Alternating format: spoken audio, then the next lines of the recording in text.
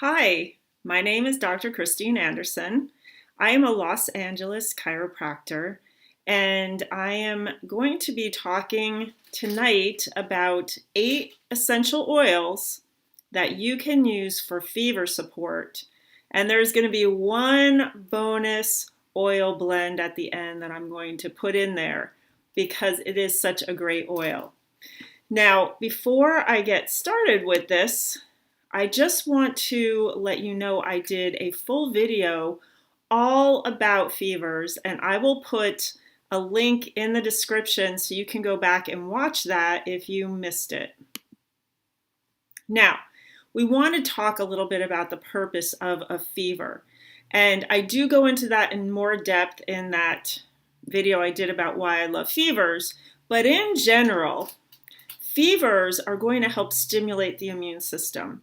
This is both the innate immune system and the adaptive immune system. So there's different aspects to the immune system, and a fever can help both. It will make you uncomfortable because of the increase in temperature, but this also makes the pathogens uncomfortable, the bacteria, viruses, whatever is going on. That body increase in temperature is going to make you inhospitable to whatever's bugging you. It's also going to help stop the pathogens from replicating. So they're not going to be able to multiply, they're not going to be able to live, and then therefore your body's going to be able to take care of the reason why you are having a fever in the first place. What's really cool is that if your temperature rises above 102 degrees, there's something called interferon that is produced. And interferon is a strong natural antibiotic and antiviral agent that our bodies make. We have everything within ourselves to heal if we allow it to happen. But if you shut down a fever too soon, then this will not happen. So I talk about in my Why I Love Fevers, why you might not want to stop a fever or prevent a fever from happening using what we call antipyretics. Pyretic is another term we use for fever. The other thing that you want to know is that the fever can actually help shorten the duration of an illness because it is the body's immune system working to help, again, deal with the cause of why you have a fever in the first place. So this begs the question, do you really want to stop a fever from occurring? Let's delve into a little bit about that. In most instances, I love to support a fever because of all those benefits. But as a caveat, I wanted to put down a few situations or times that you're really going to want to reach out to your healthcare practitioner. So there's if any fever in a newborn, you want to reach out to your healthcare practitioner. And then as a child gets older, then you can let that temperature go up a little bit higher. If fevers are not resolving after a certain amount of time, you're going to want to reach out. You want to watch out for dehydration. This is one of those things that can occur due to the fever. What happens with the mechanism of fever, with the sweating that's going on, and if the person isn't taking in enough fluids to counteract all of the release from sweating, then dehydration can occur. So this is a medical issue that needs to be taken care of. You want to reach out to your healthcare practitioner. If there's a more serious reason for that fever, like something called meningitis or a really severe infection affecting the nervous system, you definitely want to reach out. So there's some symptoms there like a severe headache, a painful or stiff neck, a rash, confusion. It's more about the person's personality than it is the height of the fever. So if they're not making any sense, they're not lucid, they're not rational. Fatigue is certainly a normal response to fever, but if they're really out of it, you definitely want to reach out. Now at the bottom here, I have febrile seizure. I'm not going to go into depth about what this is because I do talk about it in Why I Love Fevers, but it's basically the body's way of shutting down a fever that's getting too high. So it's the fail-safe system. Now, I feel like this is the case where you might want to use some things like there's some essential oils that can help bring a fever down a little bit if it's getting up into that danger zone. And so you want to see if you can help get that fever down so that the body doesn't have to resort to a febrile seizure in order to do that. So maybe if the temperature is getting up there around 104, 105, 106, that might be the time that you use particular oils that are have more of an antipyretic or fever effect. All right, so let's talk a little bit about essential oils for fever support in general. Number one, in general, you don't want to suppress a fever. You don't want to drop that fever down because of all those benefits. Instead, we want to help support the immune system with essential oils. We want to help support the natural inflammatory process. There is inflammation involved in a fever, but we don't want it to keep going on and on and on. We want it to do what it's supposed to do to bring in immune cells and then start to shut that down. We don't want to keep inflammation going. Oils can help support the natural detoxification process. And in the case of fever, this is done by sweating. Essential oils can be used for comfort with the natural aches and pains that come with a fever. There's also benefits for supporting the respiratory system. And with some oils that are termed vitality, they are deemed and labeled for internal use. By adding it to liquids, you can help support hydration and getting the person to be able to drink more or take in more fluids by water, tea, popsicles, that type of thing. Don't do too many juices. They have a lot of sugar in them. But there is one drink by Young Living that's actually a puree of high antioxidant fruits that is really good for support and not high in sugar at all. So these are some of the reasons and some of the ways that we can use essential oils for fever support. So if you have your oils, what are you going to do with them? Well, there's a number of different ways. I'll talk about some of these a little bit more individually as we go through the oils.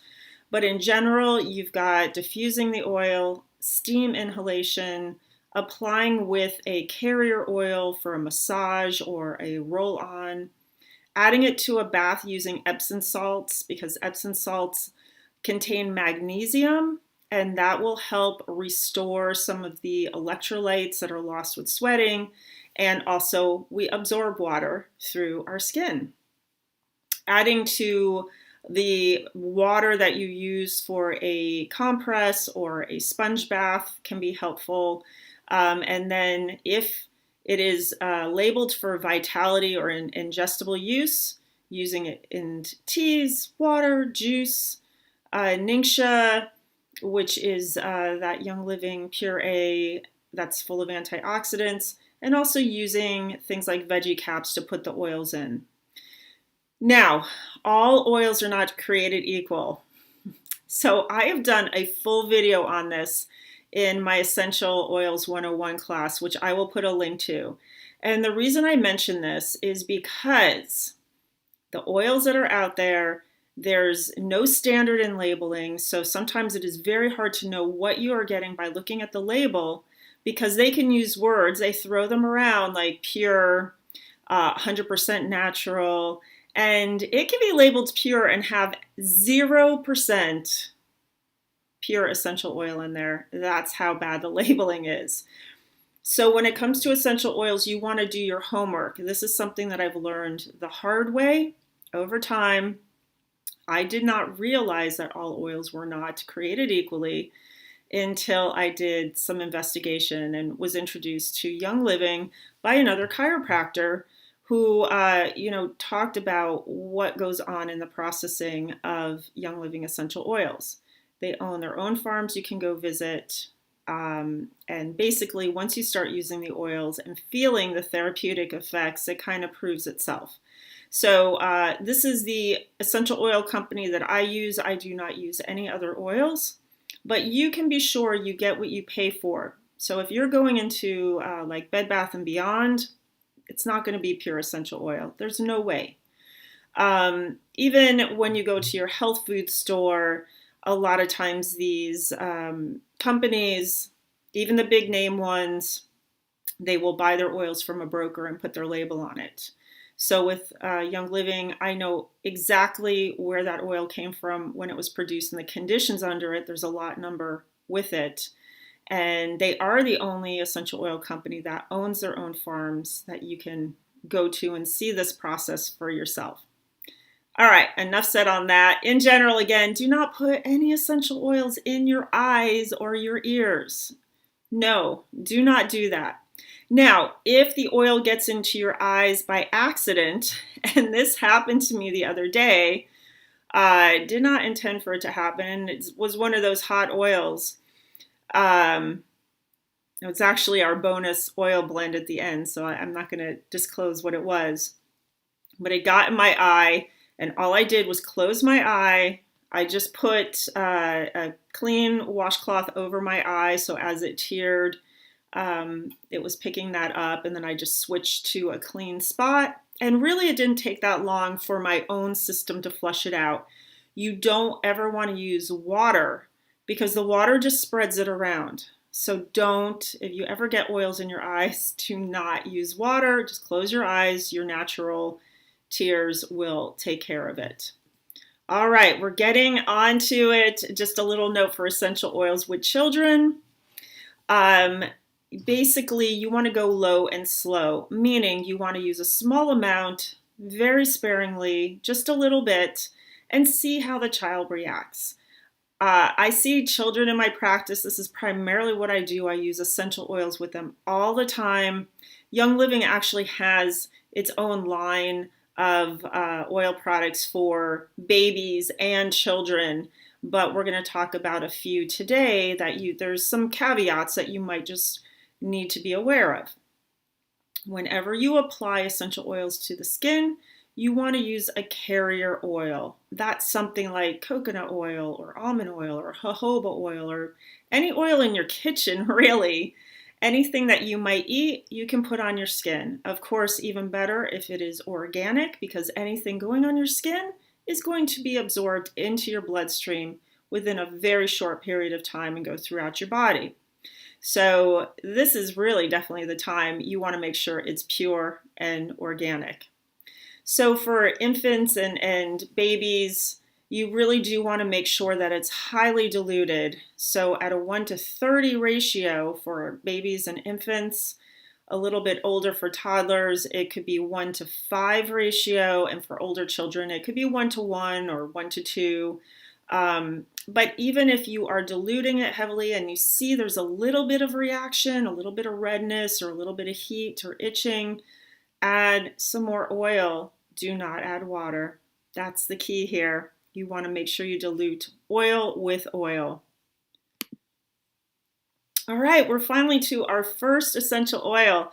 And I'm starting off with the more mild oils that can safely be used with even young babies and children.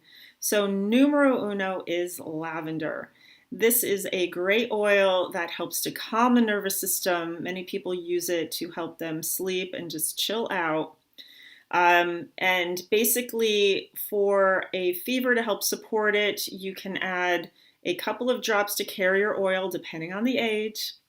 Rub it on the back of the neck, rub it on the feet, really anywhere on the body. You can also add a few drops to a pillow, such as like a buckwheat pillow, some sort of neck pillow that you can put into the refrigerator or freezer, or a spa mask that you can put some essential oils on. Remember, Peppermint's a hot oil, and eucalyptus is pretty spicy too. You don't want to get those in your eyes. So I would stick with lavender for the eye mask, the spa mask, but for the neck pillow, if you want, you can also add to the lavender some peppermint and eucalyptus in older children or adults. Now, you can diffuse lavender. This is a favorite one to help sort of rest. Sometimes with fever, it's really hard to go to sleep because you're uncomfortable. So this is great to put in the diffuser.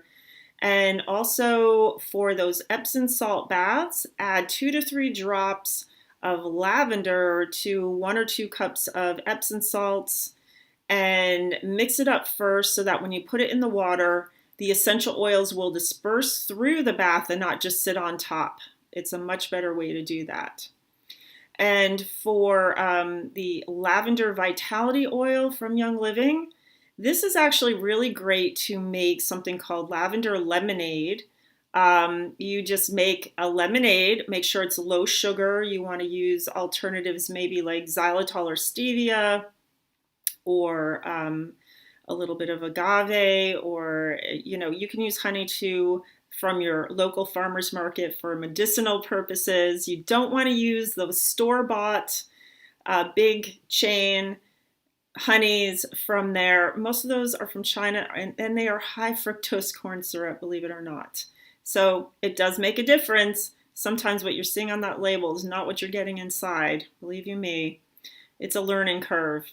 But by making a lavender lemonade, you can either have the person with the fever drink it, sip it, or you can make popsicles with it, or you can even put it into little ice cubes and put those flavored ice cubes into the water to help keep them hydrated. It also makes a nice tea, so you can put a drop or so in warm water.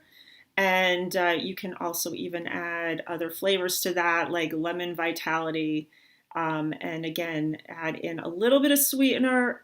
If you're going to use the really sweet sweetener, make sure it is a local honey. And otherwise, use a low glycemic sweetener, xylitol, erythritol, stevia, monk fruit, allulose. There's a new sugar that's like a keto sugar. Allulose, I believe is the name of it. Just trying these things all out myself. All right, second on the list for very gentle, calming oils, great to use with children, is chamomile. Now, Young Living actually has 2 different species of chamomile. They've got Roman chamomile and they've got German chamomile. So with the Roman chamomile, this has more of a cooling effect. The German chamomile has more of a warming effect. So depending on what's going on with the fever, if they're a little bit more chilly, you're going to want to use the German. If they're a little bit hotter and sweating, maybe use the Roman. And Young Living also has a German chamomile vitality, so you can use that internally. So the chamomile is great to add possibly to lavender to help with soothing and calming and sleep. So you can diffuse it with lavender. You can apply it with a carrier oil to the feet or the spine, which are also great places to help support the immune system. And within the chamomile is a constituent called bisabolol. That is a mouthful. And when you look up these constituents, I really invite you to do that. I'm doing this little by little and talking about the constituents. I haven't yet done this one, but in general, it has anti-inflammatory properties.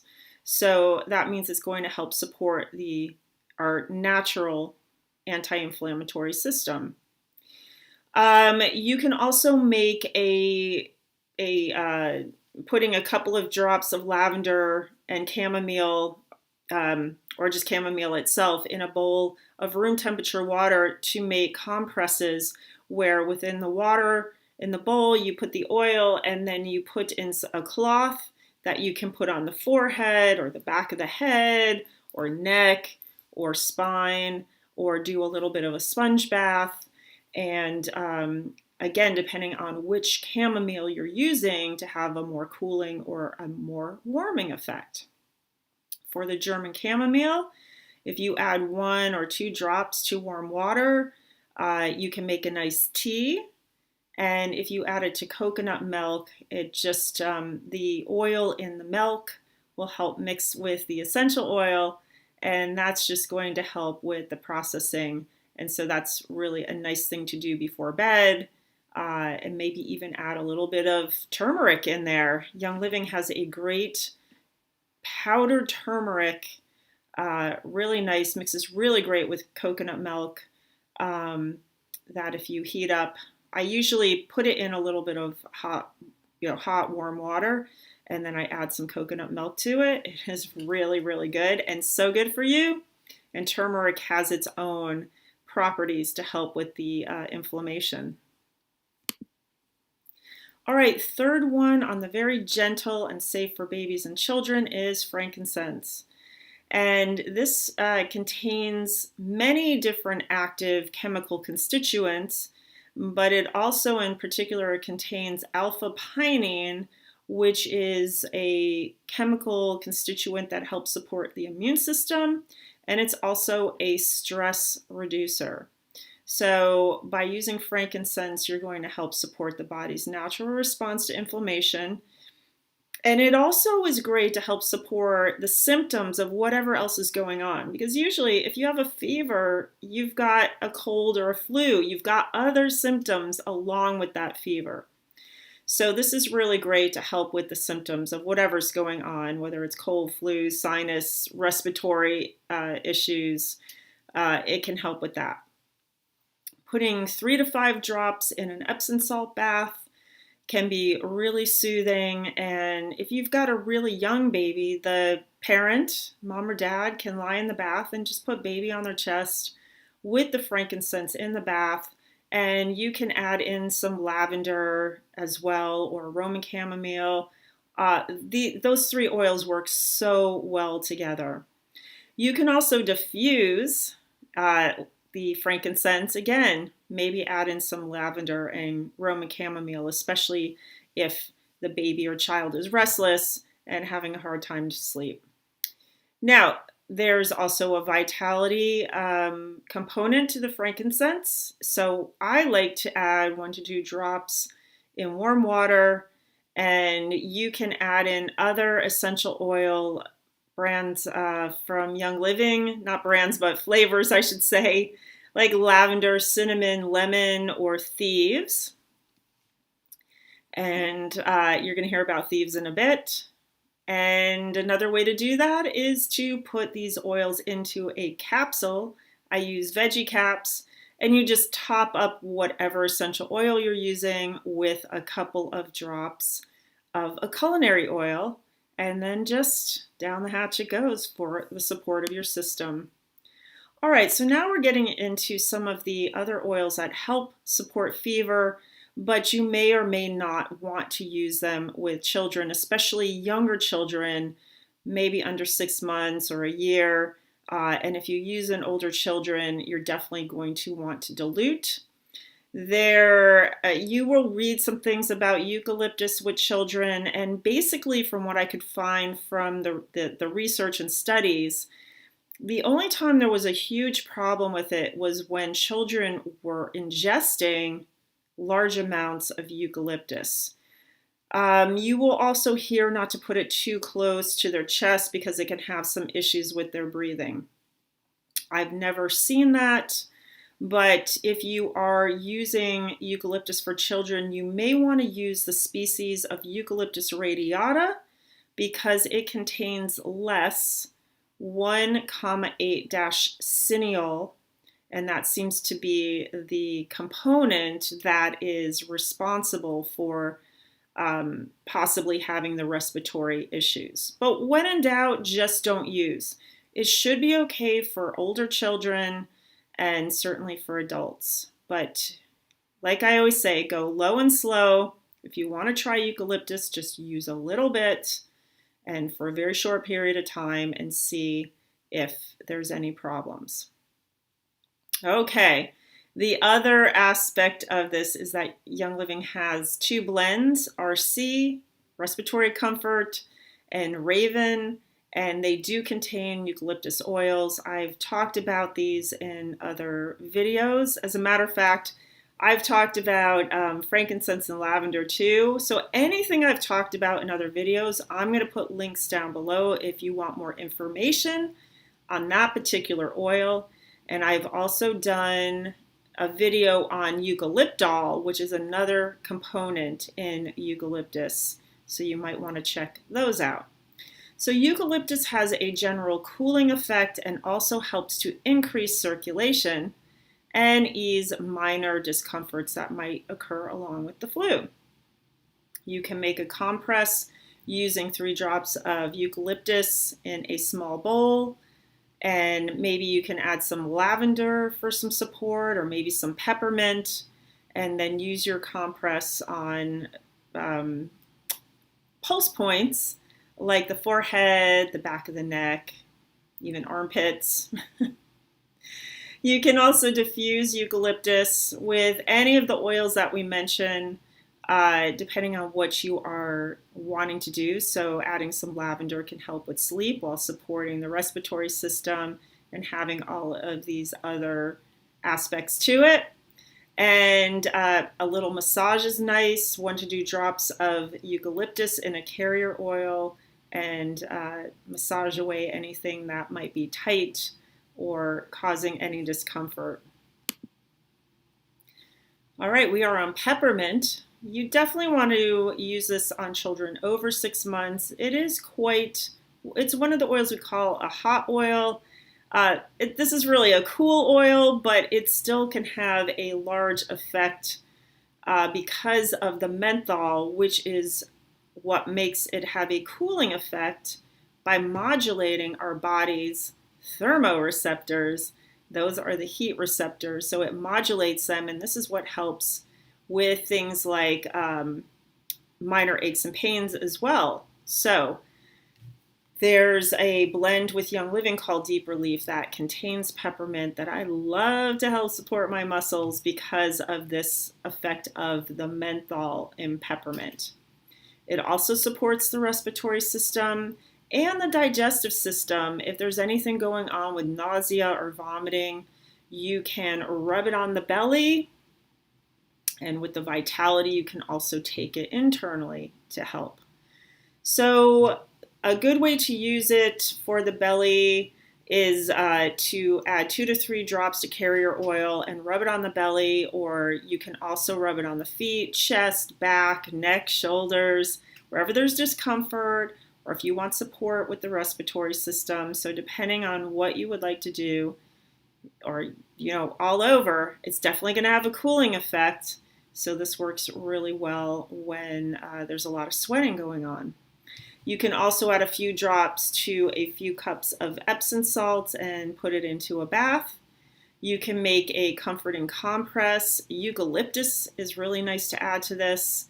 And with the peppermint vitality, you can make a big jug of water. So to a liter, add a drop or 2 if you really like it a little spicy and cooling, and have the person sip the water or make ice cubes out of it to put into water. And if they are cold and need a little bit of warmth, you can also put a drop or so into some warm water for comforting tea. Now we're on to cinnamon bark. So again, this is another pretty hot oil. It helps support circulation and sweating, as well as immune support. So for chills, you can make a compress using this with a few drops, maybe adding in another warming essential oil like ginger, and add that to warm water and make compresses to help with support and comfort from the chills. You can blend 1 drop each of cinnamon, lemon, clove, and tea tree oils with carrier oil and apply to the bottom of the feet and or also the spine to help support circulation, sweating, and the immune system. With the cinnamon vitality, you want to add very little. So you can add 1 toothpick full. My abbreviation is TPF. If you like it spicy, you can even add 1 drop to warm water for a soothing tea. And as an option, you can add some ginger vitality as well. With this, you just want to go a little bit at a time because it gets spicy really quick. We are on to lemongrass, and this contains a component called geraniol. And geraniol is known for its anti-inflammatory properties. Are you seeing a little bit of a theme here? So this helps support the fever and the inflammation process. It helps with mild discomfort from your muscles, your joints, if you have any headache going on. So again, with fevers, it's usually a little bit of aches and pains going on too. So you can add 2 drops to a tablespoon of carrier oil and apply to the feet. Maybe add some black pepper, which is going to aid in that circulation, or you can apply wherever you have discomfort. You can even make a roll-on yourself. You get a roller bottle. Usually there are 10 ml bottles. Put 10 to 20 drops each of peppermint, eucalyptus, lemongrass. Mix it all on up in a 10 ml roller, and you've got that ready to roll on wherever you have discomfort. For the lemongrass vitality, you can put it in a capsule, just a few drops. You can add some black pepper vitality to amp up that circulation effect. Or you can even put some into a drop or so into warm water for some tea. And you can always add a little extra lemon vitality or a little bit of some of the other essential oil vitalities that we have talked about. All right, we are on to clove. We're nearing the end here. And with clove, this is something that contains eugenol, which has antipyretic activity. So if you remember, antipyretic means anti-fever. It's going to help the body lower the fever.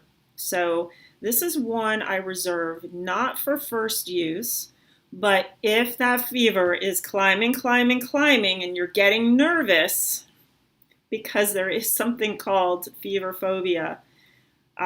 It's been sort of drilled into people that fever is not good and that they need to lower it. So the knee-jerk reaction is to reach for something that is going to do that. And if your knee-jerk reaction is to do that, maybe try clove first. So if you're getting nervous, reach for the clove. Otherwise, reach for those other essential oils first. This is going to help support the immune system as well and the body's natural response to inflammation. It happens to have a very high ORAC value. I believe it's one of the highest of essential oils in that the ORAC value is 1 million. That's pretty incredible. Just to put it in context, blueberries are about 5,000, and the Ningxia red drink is, the puree is about 30,000. So clove is a super antioxidant. You can make a compress with 5 drops of clove oil in a bowl of cool water and make fresh compresses every half hour. You can diffuse it, and I put some other oils there to add to the clove if you like, depending on what is going on, but pretty much any of the ones I just mentioned. And then with the clove vitality, you can put a few drops in a capsule and take it that way, or again, you can make a tea with warm water and add in some of the other great essential oils that we have talked about. Now to our bonus essential oil, the Thieves blend. Now this is just one I don't want to be without. It is Young Living's signature immune system support blend, And it is a blend of 5 oils of Eucalyptus radiata, cinnamon, clove, lemon, and rosemary. It also comes in a Vitality labeled oil for internal use, as well as a roll-on, so it's all ready to go. You don't have to mix it up. There it is. Great oil to have on the go, and it certainly can come in handy for someone who has a fever. You can just rub it on their feet and spine instead of mixing up your own or mixing some Thieves into a carrier oil. I love to diffuse Thieves to cleanse the air. This is one of the ones that is a staple, especially in the winter time in the northern hemisphere here now, where we're indoors more. Even in Southern California, it's a little bit chilly right now. I know it's not as cold as some of the other parts of the world, but it's still chilly. And so when you diffuse it, all those oils with their therapeutic properties go into the air, and we're inhaling those in, and they have their therapeutic effects on the body. And I, again, will put a link to the video I've done on Thieves, because it's actually a pretty cool story about how Thieves came about, where the name comes from, and all the uses and benefits it has. So with the Thieves Vitality, you can add a drop or two to warm water. You can add in some of the essential oils. I also will take an herbal tea bag, oftentimes like a dandelion root tea bag, and I'll put a couple of drops of Thieves on there just to help it sort of infuse into the rest of the water. And you can always also add it to a capsule with some sort of culinary oil. All right, so that's it. That's our 8 essential oils that help with supporting fever, as well as our bonus Thieves oil. This is just a little bit about me and where to reach me at Los Angeles Chiropractor. I have so many tools in my tool belt to help people with their health and wellness goals. My specialty is in pediatrics, and also with children who have developmental disorders and special needs. And I also have a diploma in homeopathy, which not a lot of people know. So if you would like some help with getting some essential oils that you know are high quality and therapeutic, I'm going to put a link that you can go to get them at wholesale, or you can contact me, whatever works for you. But feel free to reach out if you do need help or if you have any questions. That's it for tonight, and I will see you next time. I do come on live 6:30-ish on this channel, which is Dr. Christine Anderson Chiropractor, and 7 p.m. on my Young Living with Dr. Chris.